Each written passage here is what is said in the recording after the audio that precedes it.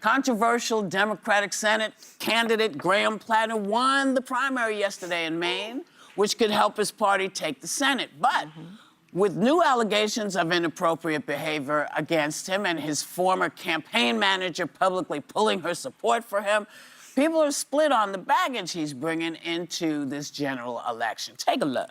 I'm going to do everything I can to make sure that Graham Platner is the next senator from the state of Maine.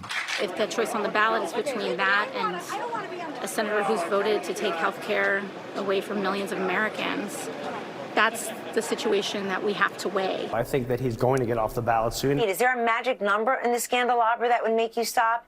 Would it have to do with Nazis? You're insulting heroes that he's not even fit to lick their combat boots. So I'd ask the Democrats, is power really worth that to you? Wait. No. Look here. You got it? Can we? Yes. Do you remember who you helped put in the White House? That's right. That's right. I mean, in terms of scandals, Wow. he's boasted about grabbing women by their private parts. You know who he is. He's been reported to have cheated on all 3 of his wives, allegedly avoiding paying income tax for years. He was taken to court for allegedly stiffing his vendors and his bankers and own family.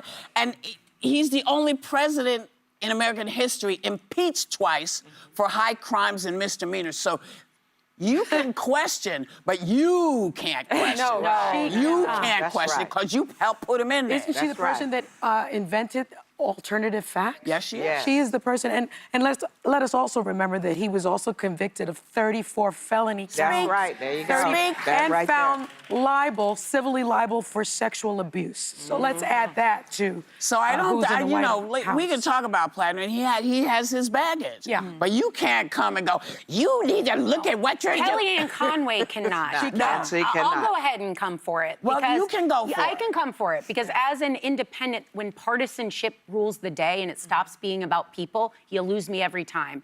We have literally witnessed some of the most disgusting humans rising in power, handed over by voters. And you are telling me we're going to put another person up and turn our faces at the human he's shown us he is. And it has nothing to do with his marital discrepancies. I honestly, in this day and age, don't care. That's personal to me. But when you've shown me you have so much hate in your heart that you can literally wipe off full groups of people, and you name it, fill in the blank he has. That Nazi tattoo that he supposedly has covered up and said he didn't know what it meant, but many ex-girlfriends said he used to proudly call it what it is, a totem cough, which is a Nazi symbol.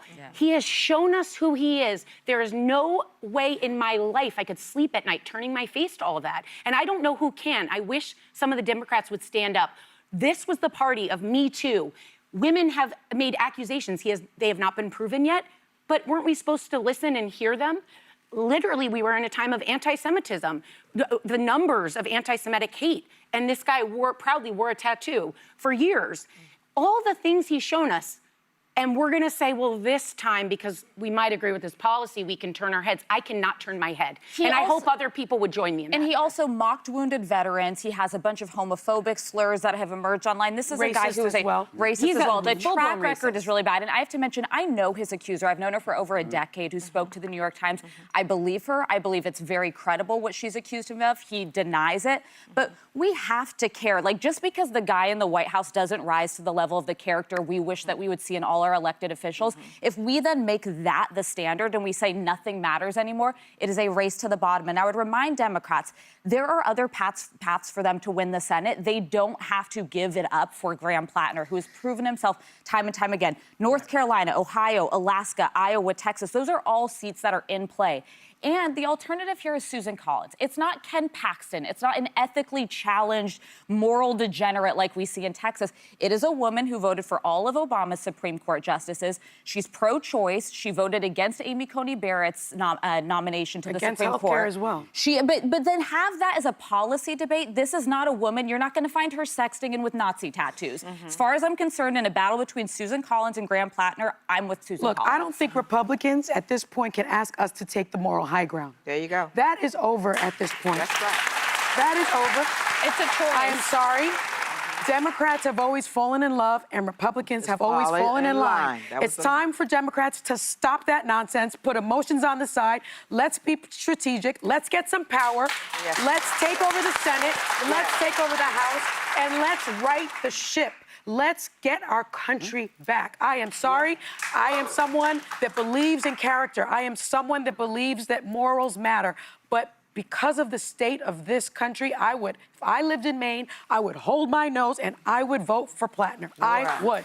Well, I guess my question is the debate more about the people of Maine electing this guy or saying it when you had, was it Mills, what's her name? That was Janet Mills. Janet Mills was still on the ballot. Yeah. I just think that the stakes are too high. I think also it says something about the country, that these are the type of people. It used to be, no, I'm not going to elect this person. But most people don't know. Charles Lindbergh was a Nazi sympathizer. Yes, he was. And they had Nazi rallies over at Madison Square Garden. And there are people that believe this stuff. And unfortunately, our country has pivoted to a way where I don't care what the guy is, can we control the House and the Senate so that maybe we can impeach? You have more faith in DC than I do. But not faith, but I think what people want. They want to control the House and the Senate. Hopefully, they can impeach the president this time and vote him all the way out. But if you do that, you get Vance as the president, and then you get Rubio and all these people moving up. We are messed up. I'm about to say a bad word, but I know where I am. We are messed up. You know what I would concede? If we no longer talk about Donald Trump and all that he did and all the many Republicans in D.C. and we're consistent, then let's go with Platner. But we can no longer, with intellectual integrity, continue to attack character when it suits our partisan whims. Well, let me just can't be done. And by the way, 30% of Democrats voted against him last night. Even Janet Mills is no longer even a candidate. She is on the ballot, as was another. 30% did not want to be with him. That also spells to me that Susan Collins will win. So the people who are voting, they're making their decisions. But I would point out that this is not a new choice. We have had crappy candidates with crappy backgrounds from both parties.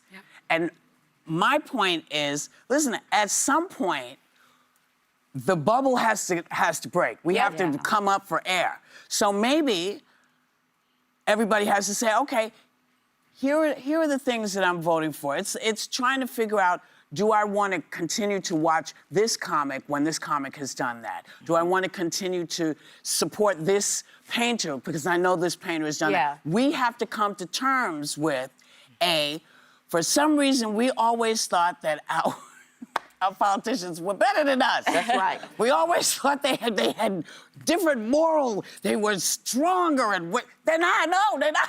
They're just as bad as all of us. So we have to come to terms with that and then figure out how to say to them, this behavior is abhorrent to us. It's abhorrent, and we're telling you we know.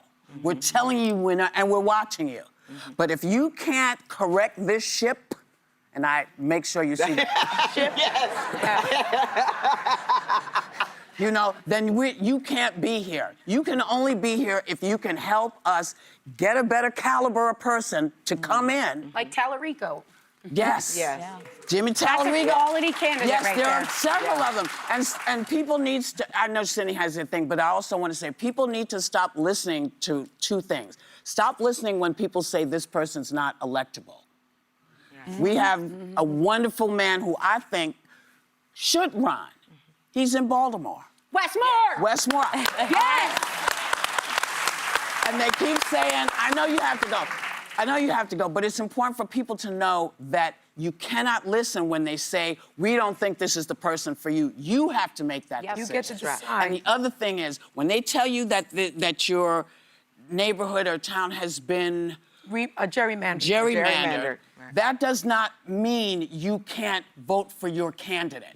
Please make sure you go out and you vote for your candidate. Don't worry about all this other stuff. Go and vote your heart, your mind, and you have to tell everybody this. I think we just need to remember that Platner has denied all allegations of being physically intimidating toward former partners, but he said that he went through a very dark period in his life and was far from a perfect boyfriend, and he's acknowledged he made mistakes early in his marriage that he and his wife worked through.